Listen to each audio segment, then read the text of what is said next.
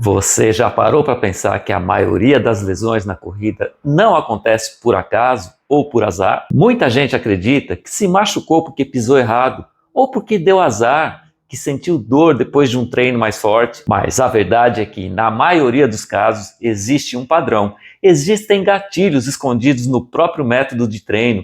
E é sobre isso que a gente vai falar hoje. Assim como na segurança do trabalho existe o conceito de que todo acidente não é por acaso, mas provocado, a prática da corrida se encaixa nesse conceito. Sempre que a causa subjacente a uma lesão pode ser identificada e prevenida. E aqui está o erro humano, que impõe condições inseguras ou a falta de preparo, que frequentemente provocam tais acidentes na forma de lesão. Esse vídeo é o primeiro de uma trilogia sobre lesões na corrida. Sim, uma série de 3 episódios principais em que vou abrir o jogo sobre os principais erros de treinamento e que se transformam em lesão, assim como as lesões típicas que acometem os praticantes da corrida e logo mais detalhando cada uma delas. Então já se prepare e não perca essa sequência. Muita gente costuma dizer, corrida é um esporte que sempre machuca. Essa frase é comum, mas não é exatamente correta. A corrida, na realidade, não cria lesões do nada. O que ela faz é aflorar desequilíbrios, assimetrias e fragilidades que já existiam no corpo. Como é um esporte de impacto e repetição, milhares de passadas em cada treino, ela funciona como uma lupa, revelando rapidamente problemas que talvez passassem despercebidos em outras modalidades. A literatura aponta que, nos esportes cíclicos sem impacto, como ciclismo e natação, os índices de lesão giram em torno de 1 a 5 por 1000 horas de prática. Já na corrida, os números sobem para 7 a 12 por 1000 horas de prática, ou seja, quase o dobro. Mas esse dado não significa que a corrida seja vilã. Na verdade, significa que ela cobra do corpo um nível de preparo, alinhamento e equilíbrio muito maior. É justamente essa exigência que explica por que tanta gente sente dores e se lesiona quando começa a correr sem a devida preparação. E por outro lado, a corrida bem estruturada fortalece o corpo, aumenta sua capacidade física e pode te acompanhar por décadas sem dor. Então veja que o problema aqui não é a corrida em si, mas está no método de treino. Um treino bem planejado estimula o corpo a se adaptar e um treino mal estruturado o fragiliza. É sempre assim. E quando falamos em lesão, muitas vezes os erros estão ligados à forma como se organiza ou interpreta o seu treino. E por tudo isso, no vídeo de hoje vamos falar de 2 desses gatilhos silenciosos: as cargas desproporcionais e os estímulos desconexos. Vamos começar pelo primeiro gatilho, as cargas desproporcionais. Esse ponto se conecta com algo que já falamos no vídeo sobre carga externa versus carga interna. Eu vou deixar o link aqui na descrição e se você ainda não viu, vale a pena assistir depois para aprofundar. Mas aqui eu quero focar no efeito prático. Quando a carga externa não conversa com a carga interna, o risco de lesão cresce exponencialmente. Deixa eu te dar 2 exemplos.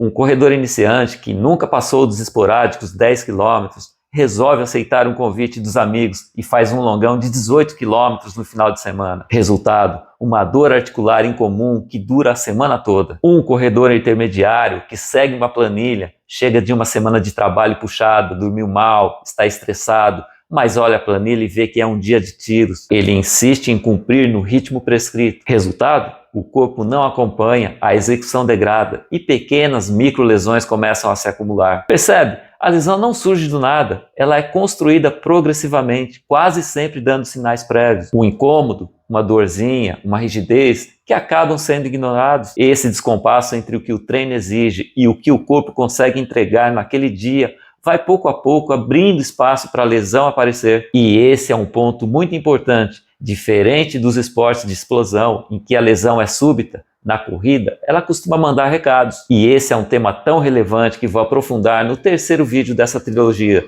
sobre lesões, inclusive te dizendo como trato essa questão com os meus alunos e porque desde sempre tenho conseguido baixos índices de lesões entre eles. Então já anota aí para não perder. E aqui vai uma frase para você gravar. Excesso não é treino mais forte, excesso é treino mal feito. Se você força uma carga desproporcional, não está treinando, está sabotando sua própria evolução. E como evitar esse gatilho? Primeiro, progredir de forma gradual, nada de saltos bruscos, de volume ou intensidade. Isso significa respeitar a lógica do corpo e do treinamento.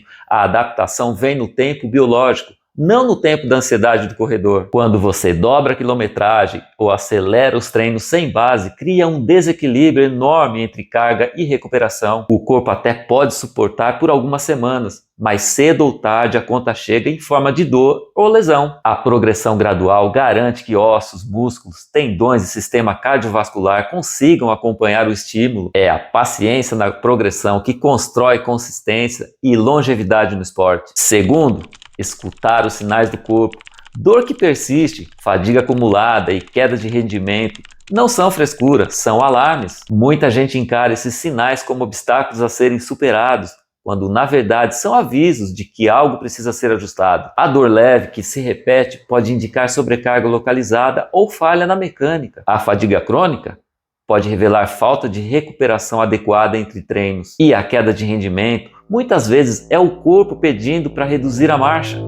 Escutar esses recados evita que pequenas pedrinhas no sapato se transformem em problemas sérios. Terceiro, lembrar que treino não existe no vácuo. Ele acontece dentro da sua vida. Se você está estressado, mal dormido ou mal alimentado, precisa ajustar a execução. A carga interna, como o corpo interpreta o esforço, muda completamente conforme o estado físico e mental do dia. O mesmo treino pode ser leve em um dia de descanso e pesado em uma semana de estresse no trabalho. Ignorar esses fatores é como tentar correr contra uma maré que você não controla. Por isso, ajustar ritmo, volume ou até adiar um treino pode ser sinal de inteligência, não de fraqueza. Treinar é sobre evolução contínua e isso só acontece quando o corpo, mente e rotina estão minimamente alinhados, porque o corpo não lê planilha, o corpo sente. O segundo gatilho é silencioso e traiçoeiro, os estímulos desconexos.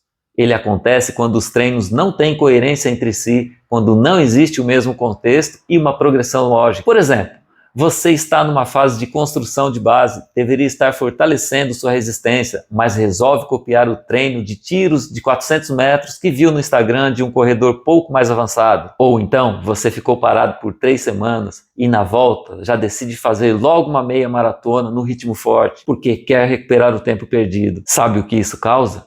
Choque fisiológico. O corpo não entende, não assimila, responde extenuado e com dor. É como tentar estudar cálculo avançado sem antes ter aprendido a tabuada. Não faz sentido. Você não aprende, como ainda se frustra. Na corrida, essa frustração pode se transformar em lesão. Veja se você já fez algo parecido. Marcar um treino na amizade com os colegas do grupo, sem se importar com o que a sua planilha previa. Esse é um dos maiores atalhos para cair em sobrecarga sem perceber. O treino do colega foi feito para a realidade dele, não para a sua. Quando você ignora o planejamento e entra em estímulos aleatórios, perde a lógica da progressão. Pode até parecer divertido no curto prazo, mas no longo prazo virá um sabotador silencioso da sua evolução. Treinar junto é ótimo, mas precisa ter consciência. Ou você ajusta para o seu ritmo, ou a conta pode vir em forma de lesão. Misturar treinos de modalidades diferentes, exigentes e sem conexão com o objetivo principal. Cada modalidade tem impacto específico no corpo e isso pode ser complementar ou conflitar totalmente. Sem critério, o que era para ser uma variação saudável acaba virando ruído no processo. Por exemplo,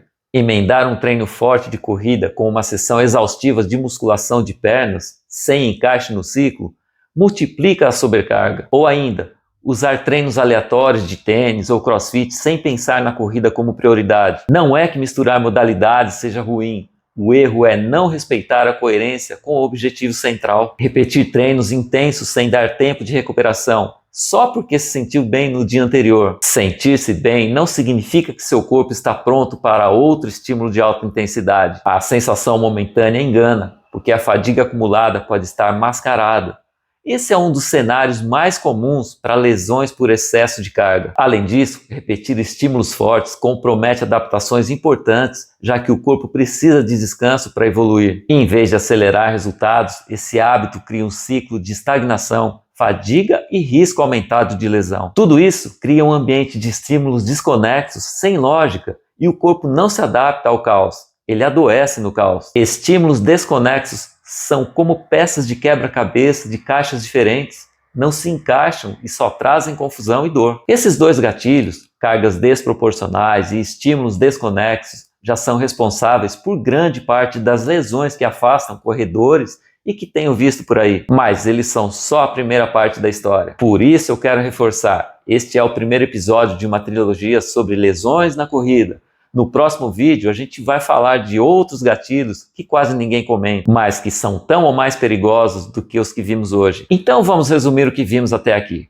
Cargas desproporcionais, quando você exige mais do que seu corpo suporta naquele momento. Estímulos desconexos, quando você mistura treinos sem lógica naquele momento ou sem progressão. Lesão não é falta de sorte, lesão é falta de método. E quando você entende isso, você passa a correr com mais segurança e consistência. E já anota aí, no próximo vídeo, nós vamos fechar essa sequência mostrando os gatilhos finais que completam o quebra-cabeça das lesões. Vamos falar sobre cargas conflitantes, sobre a má graduação dos treinos e sobre os padrões constantes. Esses 3 pontos são cruciais para você ter uma visão completa e, de fato, blindar o seu corpo contra lesões. E se esse conteúdo fez sentido para você, se inscreve no canal, ativa as notificações e compartilha com aquele amigo que vive reclamando de dores na corrida. E deixa aqui nos comentários, você já se machucou por treinar demais ou por fazer treinos fora de hora? Quero saber a sua experiência, ela pode ajudar outros corredores também. E nos vemos no próximo!